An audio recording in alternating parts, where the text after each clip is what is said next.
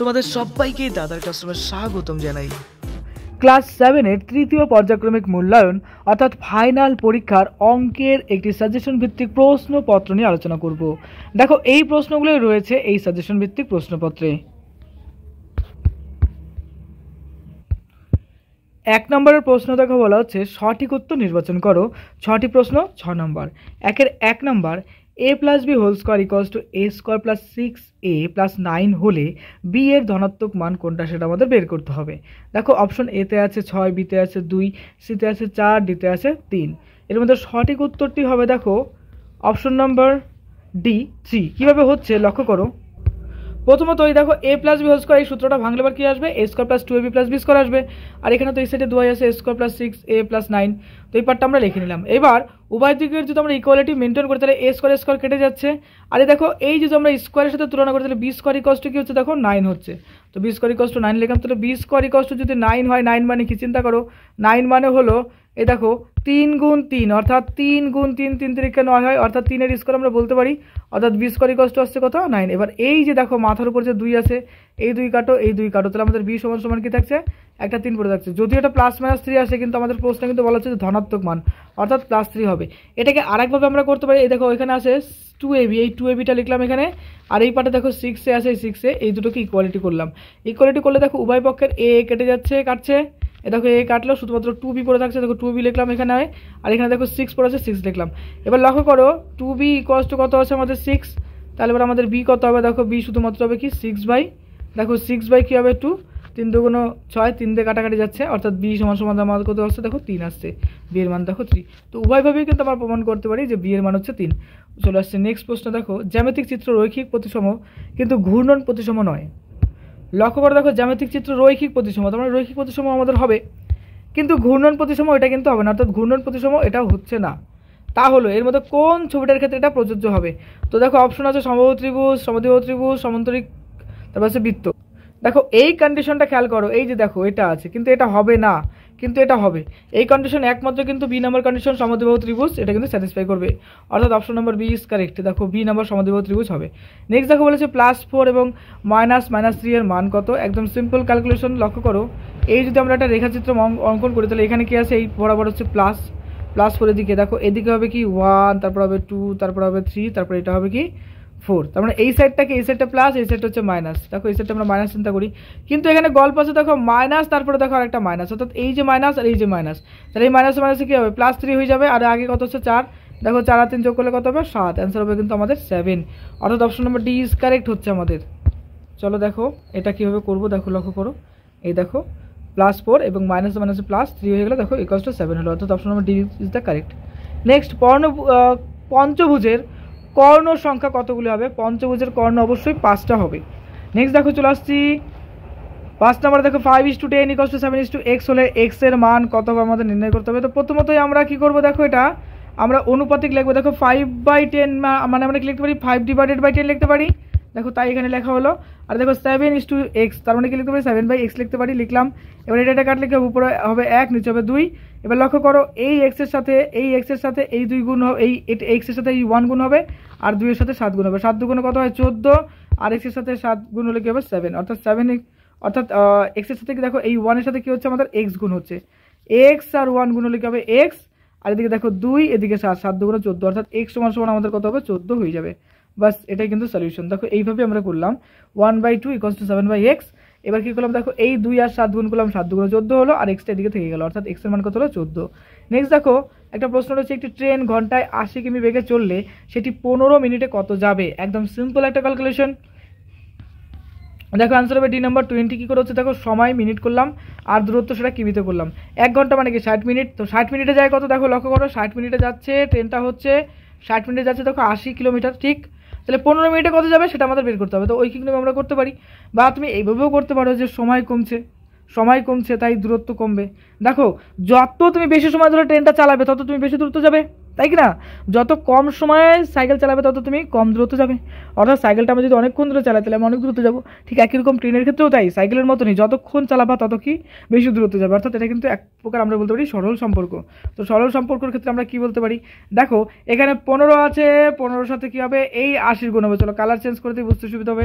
এই দেখো এই যে 15, এই 15 সাথে 80 গুণ হবে, দেখো 15 গুণ 80 হয়ে গেল। আর এই যে দেখো এখানে 60 মিনিট আছে, 60 মিনিটটাকে নিচে ভাগ দিয়ে দেবো। দেখো তাই করলাম আমি মিন করতেছি কি, দেখো আমি মিন করছি এটা যে এটার সাথে এটার গুণ হবে, দেখো তাই আছে। আর এখানে এসে 60টা ভাগ হবে, দেখো 60টা ভাগ হয়ে গেল, 0 0 কাটলাম। আর এদিকে দেখো লক্ষ্য করে দেখো এই যে নিচে নিয়ে আসলাম 15 × 8, নিচে আসলো 6, কাটাকাটি করলে আমাদের কত হচ্ছে দেখো, উপরে কাটাকাটি করে আসছে একটা 5, একটা 4 আসছে, নিচে দেখো কাটাকাটি করে কিছুই থাকছে না। অর্থাৎ 5 আর 4 গুণ করলে আসছে কত, 20। অর্থাৎ বলতে পারি যে ট্রেনটি 15 মিনিটে যাবে 20 কিলোমিটার। তো অ্যান্সার কিন্তু আমাদের এটাই হয়ে গেল। কনসেপ্ট ক্লিয়ার হলো? নেক্সট দেখো 2 এর প্রশ্ন বলেছে যে একটি সংক্ষেপ উত্তর দাও। 7 × 14 নম্বর রয়েছে, 2 নম্বর করে একটা প্রশ্ন আছে। দেখো বলছে একটি বাক্সে 12টি চিনির প্যাকেট আছে, প্রতিটি প্যাকেটের ওজন 2.84 কিগ্রা। বাক্স এবং প্যাকেটগুলির মোট ওজন 36 কিগ্রা হলে হিসাব করে দেখি বাক্সটির ওজন কত হবে। খুবই সিম্পল একটা ম্যাথমেটিক্স, ভালো করে লক্ষ্য করে দেখো।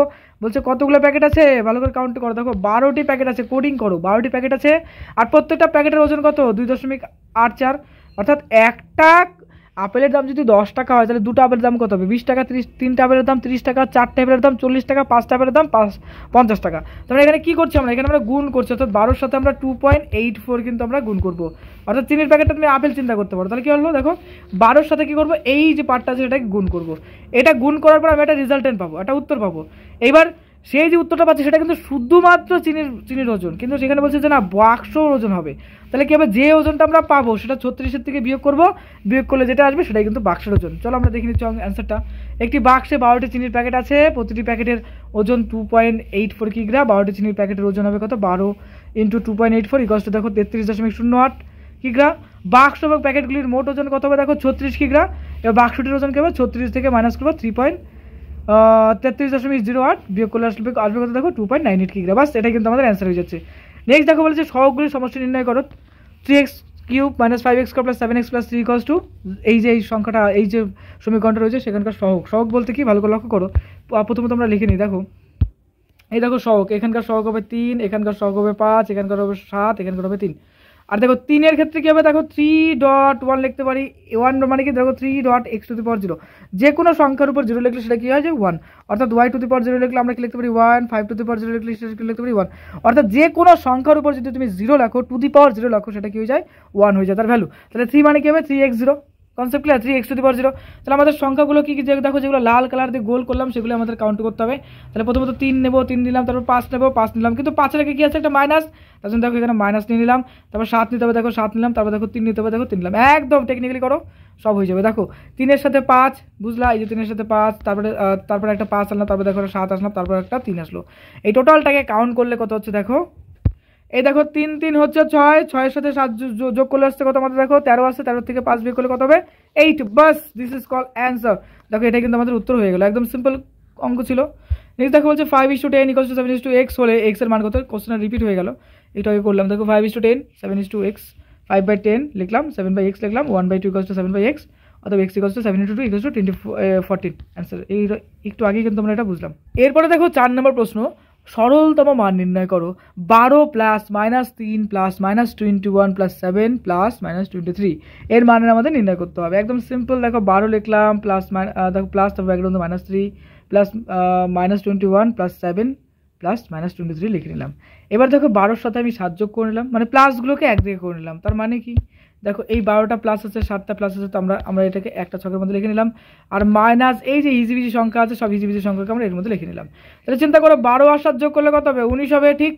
আর এদিকে দেখো এই যে মাইনাসগুলোকে এবার আমাদের কাউন্ট করতে হবে। তাহলে 3 আর 21 কত হবে 24, 24-এর সাথে যদি 23 যোগ করি আমাদের কত হবে, আমাদের হবে 47, লিখবো -47। এবার চিন্তা করো 19, এ দেখো এই প্লাস এবং এই মাইনাস থেকে হবে মাইনাস, তো লেখো -47। এবার 47-এর থেকে তুমি যদি 19 বিয়োগ করো আমাদের কত আসবে, অবশ্যই আসবে দেখো 28। এই 21 এই 28 যে লিখলাম এর মধ্যে সব থেকে বড়কে 19, 19-এর আগে প্লাস আছে, তাহলে এটা হবে না। সবার থেকে বড়কে 47, 47 আগে কি আছে মাইনাস আছে, বসিয়ে দাও মাইনাস। অর্থাৎ দেখো আমাদের এক্ষেত্রে উত্তর হবে -28। দেখো তাই আছে, এখানে অ্যান্সার কমপ্লিট হয়ে গেল। চলো আসছে নেক্সট প্রশ্নে।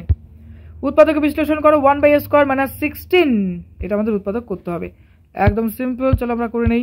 দেখো প্রথমত লিখবো 1/a, এর উপরে লিখবো স্কোয়ার। আর দেখো 16 মানে কি, 16 মানে বলতে পারো 4 গুণ 4, কয়টা 4, দুটো 4, তাহলে 4 এর উপর লিখবো 2 স্কোয়ার, 4 স্কোয়ার লিখবো, তাহলে এখানে লিখবো দেখো 4 স্কোয়ার।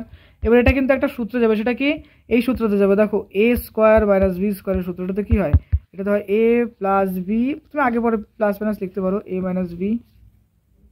তাহলে এটা দেখো এই ফর্মুলাতে আমরা যদি ভাঙি তাহলে আমাদের কি হবে, দেখো এদিকে আসবে 1/a, তারপরে কি আসবে +4, দেখো প্লাসটাকে আগে লিখতে পারো, পরে লিখতে পারো, লিখতেই পারো 1/a, তারপর দেখো এখানে আসছে +-4, বাস দিস ইজ দ্য অ্যান্সার। এটাকে ক্যালকুলেশন আরও করা যায়, দেখো এটাকে উপরে তোলা যায়, না তুললেও হয়, এইভাবে রাখলেও হয়, তো এটাই আমাদের কিন্তু অ্যান্সার হয়ে গেল। চলে আসছে দেখো নেক্সট প্রশ্ন, 100 মিটার লম্বা একটি ট্রেন ঘন্টায় 60 কিমি বেগে একটি গাছকে অতিক্রম করতে কত সময় নেবে? একদম সিম্পল একটা ম্যাথমেটিক্স। বলছে একটা গাছ মানে একটা খুঁটি, এই মনে করো একটা গাছ, এই গাছটা মানে একটা খুঁটি, ঠিক আছে? মনে করো এদিক দিয়ে একটা ট্রেন আসছে, ঝিক ঝিক ঝিক ঝিক ঝিক ঝিক ঝিক ঝিক ঝিক ঝিক করে একটা ট্রেন আসছে, ঠিক এই খুঁটিটাকে যদি অতিক্রম করে, তার মানে কি ট্রেনটা তার নিজের দৈর্ঘ্যকে অতিক্রম করবে। আবার বলছি একটা গাছ মানে মনে করো একটা খুঁটি, এবার একটা খুঁটিকে একটা ট্রেন অতিক্রম করা মানে কি তার নিজের দৈর্ঘ্যকে অতিক্রম করবে। ক্লিয়ার কনসেপ্ট, বুঝতে পারছো তো? চলো এবার আমরা ম্যাথমেটিক্সটা সলভ করি। দেখো এখানে বললো যে 60 কিমি বেগে একটি গাছকে অতিক্রম করবে, তার মানে দেখো 60 কিমি মানে কি বলো, 60 ইন্টু লিখবো, কি লিখবো বলো, 1000 লিখবো, তাই তো? 60 ইন্টু 1000 লিখবো, এটা সমান সমান এত মিটার হবে, কিমিটাকে মিটারে কনভার্ট করলে পারে, তাই না? আচ্ছা তাহলে আমাদের কত আসছে দেখো 6, 1, 2, 3, 4 শূন্য, এত মিটার আসছে আমাদের। আচ্ছা এবার আমরা লিখবো, দেখো আমাদের অঙ্কের ভাষা রেডি হয়ে গেল। এদিকে লিখবো হচ্ছে 60,000 মিটার যায় কততে যায়, দেখো এই যে ডিস্টেন্সটা সেটা 1 ঘন্টা যায়, 1 ঘন্টা মানে কি দেখো 3600 সেকেন্ড, 1 ঘন্টা মানে কিন্তু হয় 3600 সেকেন্ড। কারণটা কি দেখো 1 ঘন্টা মানে কি 60 মিনিট, আবার 1 মিনিট মানে কি 60 সেকেন্ড, তাহলে 60 ইন্টু 60 গুণ করলে কত হবে 3600 হয়ে যাবে। তো আমরা এটা 3600 সেকেন্ড লিখে নিলাম বোঝার সুবিধার্থে। দেখো 1 মিটার যায় কি লিখবো, দেখো আমরা কি লিখবো 3600 ডিভাইডেড বাই কি লিখবো, এই যে দেখো এই যে 6000 60,000 আছে, 60,000 লিখে দিলাম। ওকে এবার আমাদের দেওয়া আছে অতএব 100 মিটার যেতে সময় লাগবে, এটা লিখবো 3600 গুণ 100 ডিভাইডেড বাই কি লিখবো বলো তো 60,000। দেখো কনসেপ্ট ক্লিয়ার, দেখো 0 0 0 0 সবগুলো কাটলাম, 4টে শূন্য গেছাং, 6 6 36 6, অর্থাৎ 6 থাকছে। অর্থাৎ 100 মিটার যেতে ট্রেনটির সময় কতক্ষণ লাগবে, গাছটি অতিক্রম করতে ট্রেনটির 6 সেকেন্ড সময় লাগবে, বাস this is answer. Concept clear হলো? ওকে এটাই কিন্তু আমাদের উত্তর হয়ে গেল, অর্থাৎ 6 সেকেন্ড লাগবে এইটা কভার করতে। ওকে চলে আসছে নেক্সট প্রশ্নে। দেখো বলছে কুব্জ বহুভুজ কাকে বলে, খুব প্রশ্নটা ইম্পর্টেন্ট তোমাদের পরীক্ষার জন্য খুব আসে। যে চতুর্ভুজের অন্তত একটি কোণ 180 ডিগ্রি এর বেশি তাকে কুব্জ চতুর্ভুজ বলা হবে। অর্থাৎ একটা কোণের মান কথা বলা হচ্ছে যে 180 ডিগ্রির বেশি হতে হবে, সেটা কুব্জ চতুর্ভুজ হবে। নেক্সট নিচের প্রশ্নগুলোর উত্তর দাও, যে কোনো দুটি প্রশ্নের উত্তর দাও। দেখো প্রত্যেকের জন্য নাম্বার রয়েছে 5 করে। একটি 75 মিটার লম্বা ট্রেন কিছুক্ষণ পরে 4.5 সেকেন্ডে আমাকে অতিক্রম করে চলে গেল। হিসাব করে দেখাও যে এই ট্রেনটির গতিবেগ কত। একদম সিম্পল একটা ম্যাথমেটিক্স।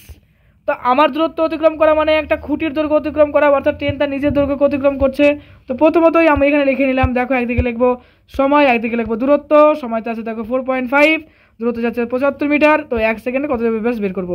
তো বলছি দুটোই কী হবে, দুটো হবে সরল সমানুপাতিক, অর্থাৎ সময় বাড়লে দূরত্ব বাড়বে, বাস যে কারণে কিছু দুটোই কিন্তু সমানুপাতিক। এর জন্য আমরা লিখবো দেখো 4.5:1 ডাবল বা ইকুয়াল, তুমি বলতে পারো এই যে ডাবল কে ইকুয়াল বলতে পারো।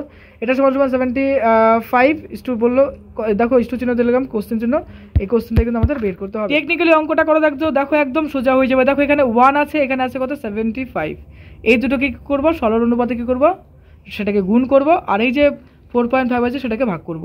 সরল থাকলে কি দেখো আড়াআড়িভাবে এইভাবে এই সংখ্যাটা, অর্থাৎ 1-এর সাথে এইটা আর এই সংখ্যাটা কি করব ভাগ করব। দেখো এইভাবে যাচ্ছে এই যে রিলেশনশিপটা। তো লিখবো দেখো 75 × 1 / 45। এটাকে ক্যালকুলেশন করলে আমাদের কত আসছে দেখো 75 × 10 / 45। কেন 10 আসছে দেখো, এখানকার পয়েন্টটা উঠিয়ে দিলে পুরো 10 আসবে, তো এটাই হলো এখানে। তারপরে কাটাকাটি করার পর দেখো 50/3, এটাকে কাটাকাটি করলে দেখো আসছে কত 16.2/3 মিটার। এরপর বাকিটা দেখো বলছে যে ট্রেনটির গতিবেগ 16.2/3 মিটার পার সেকেন্ড, কিন্তু ওই ট্রেনটির ঘন্টায় গতিবেগ কী হবে হিসাব করতে হবে আমাদের হবে। তো 1 সেকেন্ডে যায় 50.3 মিটার, তো তারপর বলছে ট্রেনটি 60 সেকেন্ডে, অর্থাৎ 60 × 60 বলতে দেখো ভালো করে কনসেপ্টটা বোঝার চেষ্টা করো। এটার মানে কিন্তু 3600 সেকেন্ড, মানে 366 সেকেন্ড। এবার লক্ষ্য করো, এটাকে যদি আমি 60 ভাগ করি, 60 সেকেন্ড। এবার কথা হচ্ছে 1 মিনিট মানে কি, 1 মিনিট মানে হচ্ছে 60 সেকেন্ড, ঠিক। আবার 1 ঘন্টা মানে কি, 1 ঘন্টা মানেও কিন্তু 60 মিনিট, অর্থাৎ 60 আর 60 দুটো আসছে। এর জন্য কিন্তু দেখো এখানে ডাবল 60 হচ্ছে, তাই না? এবার তুমি যদি একটু ক্যালকুলেশন যদি তোমার এরকম মনে হয়, তাহলে 60 × 60 ডিভাইড করো, দেখো কাটাকাটি করলে তোমাদের এটা কিন্তু ঘন্টায় চলে আসবে। Concept clear? এখানে ডাবল 60 কেন হলো, দেখো 1 মিনিট হচ্ছে 60 সেকেন্ড, আবার 1 ঘন্টা মানেও 60 মিনিট, তার জন্য 60 × 60 সেকেন্ড হয়ে গেল। ক্যালকুলেশন করলে পরে আমাদের কত আসছে দেখো, এই দেখো উত্তর এটা আসছে আমাদের, অর্থাৎ 60,000 মিটার, অর্থাৎ 60 কিমি হবে উত্তর, অর্থাৎ ট্রেনটির ঘন্টায় গতিবেগ কত হবে, 60 কিমি। নেক্সট, একটি বর্গক্ষেত্রাকার জমির ক্ষেত্রফল 6400 বর্গমিটার, প্রতি মিটারে 3.5 টাকা খরচ করে ওই জমির চারিদিকে বেড়া দিতে মোট কত টাকা খরচ করতে হবে হিসাব করে লিখি। একদম সিম্পল একটা ম্যাথমেটিক্স দেখো লিখবো। দেওয়া আছে একটি বর্গক্ষেত্রাকার জমির ক্ষেত্রফল 6400 বর্গমিটার, এটাকে যদি আমরা রুট ওভার করি, তো রুট ওভার করলে আমরা কি বলতে পারি, দেখো রুট ওভার কেন করবো, একটা বর্গক্ষেত্রের ক্ষেত্রফল কি হয়, বাহু স্কয়ার হয়, ঠিক তো, কি হয়, বাহুর স্কয়ার হয়। তো বাহু স্কয়ার সমান সমান কি আছে, 6400 আছে। এটা সমান সমান আমি লিখতে পারি কিরকম, দেখো 8 8 64, কত, 8 8 64, অর্থাৎ 80 80 গুণ করলে কিন্তু আমাদের এটা হয়ে যাচ্ছে, অর্থাৎ বলতে পারি 80 স্কয়ার। তো বাহু স্কয়ার মানে কি হচ্ছে, 80 স্কয়ার হচ্ছে। এবার তুমি চিন্তা করো, এখানেও একটা 2 আছে, সিম্পল টেকনিক্যালি ভাবো, ওই দেখো এই 2 এবং এই 2 কাটাকাটি করলাম, তাহলে বাহু ইকুয়াল টু কত আসবে আমাদের, 80 আসবে। দেখো এটাই কিন্তু এখানে বেরোলো, এই দেখো এখানে 80 বেরোলো। কনসেপ্ট ক্লিয়ার হলো? দেখো 80 কিন্তু এখানে এটাই বেরোচ্ছে। এবার বর্গক্ষেত্র জমির পরিসীমা কী হবে, 4 × বাহুর দৈর্ঘ্য, তাহলে 4 × 80 সমান কী হবে, 3 8 4 8 72, 4 8 কত, 4 8 32, তাহলে 320 মিটার হয়ে গেল। দেওয়া আছে প্রতি মিটারে 3.5 টাকা খরচ করে ওই জমির চারিদিকে বেড়া দিতে হবে।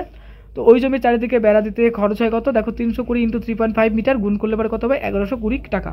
বাস, নির্ণয় বেড়া দিতে খরচ হবে 1120 টাকা, বাস, এটাই কিন্তু আমাদের উত্তর। Next 3 number.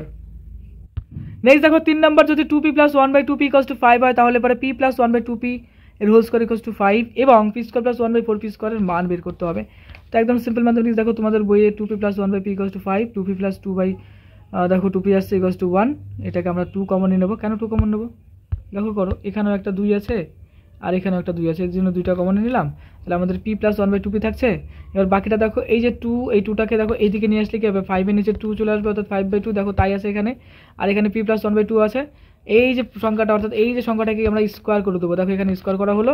আর এই যে 5/2 একেও স্কোয়ার করে দিলাম, স্কোয়ার করলে কত হবে, দেখো 5 5 25 আর 2 2 4, দেখো এটাই আসছে, দেখো 25/4, এটাকে লসাগু করলে কত হবে, 4 6 24, সাথে 1 থাকবে, সমান সমান 4। তাহলে আমাদের কত হচ্ছে, দেখো 6 পূর্ণ 1/4, দেখো তাই আসছে। তো এই যে পার্টটা আছে, এই পার্ট সমান সমান 25/4, এটা কিন্তু আমাদের একটা অ্যান্সার হয়ে গেল। আর p² প্লাস, দেখো এখানে বলছে যে p² প্লাস, এটাকে যদি সূত্র ভাঙি, a + b হোল স্কয়ার সূত্র, তাহলে আমাদের কি আসবে, দেখো p² + 2.p.1/2p + 1/2p whole square. তো এখানে কাটাকাটি করলে দেখো 2 কাটছে, p কাটছে, সবগুলোই কেটে যাচ্ছে, শুধুমাত্র একটা 1 পড়ে থাকছে। এই 1টাকে আমরা দেখো এই ক্ষেত্রে এই যে -1 এখানে হয়ে গেল। তো 25/4 -1, এখানে যদি আমরা বিয়োগ করি তাহলে আমাদের কি আসবে, দেখো 25 -4 / 4 আসবে। তো 25 থেকে 4 বিয়োগ করলে আসবে কত, 21/4, দেখো তাই এলো। আর এখানে দেখো p² + 1/4p² = আসছে কত, এখানে আমরা যদি ভাগ করি তাহলে আমাদের কত আসবে, 5 পূর্ণ 1/4 আসবে, বাস, এটাই আমাদের। এরপর দেখো উৎপাদকে বিশ্লেষণ করতে বলা হচ্ছে। 1 নম্বর, 121b² - 88bc + 16c², একদম সোজা ম্যাথমেটিক্স। আগে প্রথমত চলো অ্যানালাইসিস করি। দেখো 121 মানে কি, 11 × 11, 11 11 কত হয়, 121। তাহলে বুঝলাম যে 11 এর স্কোয়ার আমরা একটা পেলাম, বাস, এটা হয়ে গেল, ভেঙে চলে দিলাম। এবার দেখো 16 আছে আর এদিকে আছে 88, 88কে তুমি প্রথমত দেখো এইভাবে লিখতে পারো, 88 = 8 মাল্টিপল কি পাচ্ছি আমরা, লক্ষ্য করো 88 গুণ দেখো 11 পাচ্ছি, কিন্তু এটাকে আমরা এইভাবে গুণ করতে পারি, দেখো 2 × 4 × 11, বাস, গল্প শেষ। আর এখানে আছে 16, 16 মানে কি হবে, দেখো 4 এর স্কোয়ার হবে, বাস, দেখলা অঙ্ক। এবার চলো আমরা দৌড়াবো অঙ্ক নিয়ে। দেখো আমরা তাই করলাম 121 এর স্কোয়ার, এখানে দেখো 11b² লিখলাম, 2.11b.4c লিখলাম। দেখো এটা একটা সূত্র চলে আসলো, সেই সূত্রটা কি, a - b হোল স্কয়ারের সূত্র। তো এই সংক্রান্ত একটা ভিডিও রয়েছে, দেখো তোমাদের 12.1, 12.2, 12.3 এবং 19.12তে আমি করিয়ে দিয়েছি খুব সোজা নিয়মে, একবার দেখে নাও। তো দেখো এখানে একটা স্কোয়ার ফর্মুলা আসবে, সেটা কি, a - b হোল স্কয়ারের সূত্রটা স্যাটিসফাই করছে, তো এটা লিখলাম। এবার এটাকে আমরা দুটো পার্টে বিভাজিত করবো, দেখো এটা একটা পার্ট, এটা একটা পার্ট, বাস, এটাই কিন্তু আমাদের অ্যান্সার। অর্থাৎ বলতে পারি a² মানে কি, a² মানে a.a হয়, বাস এটার স্কোয়ার মানে কি, এটার স্কোয়ার মানে কি, এটাও দুটো পার্ট হবে, এটার স্কোয়ার মানে এটা দুটো পার্ট, এটা একটা পার্ট, এটা একটা পার্ট, এটা কিন্তু আমাদের উৎপাদক হয়ে গেল। Clear concept? চলো নেক্সট প্রশ্ন যাচ্ছি। 3x square minus 4x square Y square plus Y to the power 4, এটা কিন্তু লিখবো আমরা। দেখো 3x টু দি পাওয়ার 4টাকে আমরা কি করবো, দেখো 4x টু দি পাওয়ার 4 লিখে নেবো। আমরা 4টে লিখলাম, একটা বেশি লিখলাম, দেখো এইটা আবার এখানে মাইনাস করে দিলাম, তাহলে 4 থেকে 1 বিয়োগ করলে অবশ্য 3 আসছে। কারণটা কি, কারণটা আমরা এটা সূত্রের মধ্যে ফেলবো। দেখো এই সূত্রটা এখানে a plus b whole square সূত্র, সেটা ভাঙবো। আর এই যে পার্টটা আছে এই পার্টটাকে সেপারেট রেখে দিলাম। এটাকে আমরা দেখো আমাদের ডাইরেক্ট টার্গেট হবে a স্কোয়ার মাইনাস বি স্কোয়ারের ফর্মুলাতে ভাঙা। দেখো এই ফর্মটা কিন্তু চলে আসলো, এটা মানে এটা, আর বি স্কোয়ার মানে হচ্ছে এটা, বাস এটাকে আমরা সূত্রের মধ্যে ভেঙে দেবো। a মাইনাস বি হয় আর a প্লাস বি হয় একটা, তো আমরা তাই করবো। দেখো 2x square minus Y square, আর এদিকে দেখো x স্কোয়ার, এই যে পার্টটা হয়ে গেল, আর এদিকে দেখো আরেকটা পার্ট এটা চলে আসলো। এবার লক্ষ্য করো নিচে আমাদের কি আসছে, দেখো X square minus Y square আসছে, এটা কিন্তু আবার একটা সূত্র ভাঙবো, সেই সূত্রটাকে X square minus B square formula ভাঙলে পরে এক্স প্লাস ওয়াই এবং এক্স মাইনাস ওয়াই। বাস এভাবে করলাম। নেক্সট দেখো সমাধান করতে বলা হচ্ছে 3 × 6 - 2x ইকুয়ালস টু আছে দেখো 4 × 1 - 5x। দেখো এটা সিম্পল ক্যালকুলেশন করলাম, দেখে নাও। চলো এরপরে আমরা পরের প্রশ্নগুলো দেখে নিই, ইজি প্রশ্ন। দেখো এরপর আরেকটা প্রশ্ন রয়েছে, অনেক বড় হয়ে যাচ্ছে ভিডিওটা, তার জন্য আমি শুধুমাত্র দেখিয়ে দিচ্ছি, প্রশ্নগুলো দেখে নাও একবার। ওকে, সলিউশন দেখো। এরপরে দেখো 6 নম্বর, নিচের প্রশ্নগুলোর উত্তর দাও। সরল করতে বলা হচ্ছে a square plus b square a square minus B square, এটা কিন্তু ডাইরেক্ট একটা ফর্মুলায় যায়, সেই ফর্মুলাটা কি দেখো a square minus B square formula. তাহলে এখানে 2 আছে, এখানে 2 আছে, অর্থাৎ a টু দি পাওয়ার 4 হবে, আর এখানে আসবে দেখো বি স্কোয়ার আর B square, B to the power 4 আসবে। তো এইভাবে কিন্তু আমরা টোটালটাকে ভাঙলাম, ভাঙার পরে দেখো সবগুলোকে কেটে দিলে আমাদের 0 হয়ে যাবে অ্যান্সার। বাস কভার হয়ে গেল। চলো নেক্সট প্রশ্ন যাচ্ছে। দেখো সূত্রের সাহায্যে 5m + 2n + 3p, এদিকে দেখো 5m + 2n - 3p এর গুণফল লিখতে হবে। তো আমরা সূত্রের সাহায্যে এটা করবো, দেখে নাও। a প্লাস বি হোল স্কোয়ারের সূত্র যাবে, অর্থাৎ a স্কোয়ার মাইনাস বি স্কোয়ারের যে সূত্র আছে সেটাতে যাবে। দেখো a square minus B square, তো এখানে a স্কোয়ার বলতে কি বোঝাচ্ছে, দেখো 5m + 2n, আর বি স্কোয়ার বলতে কি বোঝাচ্ছে, দেখো 3p স্কোয়ার আসছে। বাস 25, এটাকে ভেঙে দাও, 5m + 2n এটাকে ভাঙলে আসবে দেখো 25m square + 20mn + 4n square - 9p square. Next দেখো 7 নম্বরে আসছে, দেখো c - 3 whole square equals to c square + kc + 9, k এর মান কত, দেখো এই ফর্মুলাতে আমরা ভাঙবো এবং k এর মান 6 বেরোবে অ্যান্সার। চলে আসছে নেক্সট প্রশ্ন। দেখো m + 1/m equals to p - 2 হলে দেখাও যে m square + 1/m square equals two p square - 4p + 2। দেখো এটাকে এইভাবে করবো। ওকে, চলে আসছে নেক্সট প্রশ্ন। দেখো একটি নিচের প্রশ্নগুলির উত্তর দাও। দেখো 4 নম্বর রয়েছে, একটি আয়তক্ষেত্রাকার অভিনয় মঞ্চের দৈর্ঘ্য প্রস্থের দ্বিগুণ, গোটা মঞ্চকে ত্রিপল দিয়ে ঢাকা দিতে 6,48 টাকা খরচ হয়, প্রতি বর্গ মিটার ত্রিপলের দাম 21 টাকা হলে মঞ্চটির দৈর্ঘ্য প্রস্থ কত হবে। দেখো আমরা এইভাবে করবো সলিউশনটা, দেখে নাও। নেক্সট পার্টে এই যেরকম আছে। এরপরে আরেকটা প্রশ্ন দেখো 9-এর দেখে বলেছে যে নিচের প্রশ্নগুলোর উত্তর দাও। 4 × 8 নম্বর, ছবি ড্র করতে হবে আমাদের সম্পাদ্য। এরপরে চলে আসছে দেখো 10-এ আছে, দেখো নিচের প্রশ্নগুলোর উত্তর দাও। এটা আছে আমাদের 7ম শ্রেণীর 55 জন ও 8ম শ্রেণীর 60 জন ছাত্রীর প্রিয় খেলার তথ্য জোগাড় করে নিচের টেবিলে লিখলাম, অর্থাৎ দ্বিস্তম্ভ আঁকতে হবে, দেখে নাও। ক্লাস 7-এর সব সাবজেক্টের বইভিত্তিক সাজেশন দেওয়া হয়েছে, অবশ্যই সেগুলো ফলো করো। সামনে পরীক্ষা, মন দিয়ে পড়াশোনা করো, তোমার পরীক্ষা অনেক অনেক ভালো হোক। পরীক্ষার জন্য তোমাকে জানাই বেস্ট অফ লাক। দাদার ক্লাস অবশ্যই সাবস্ক্রাইব করে দিও। খুব ভালো থেকো।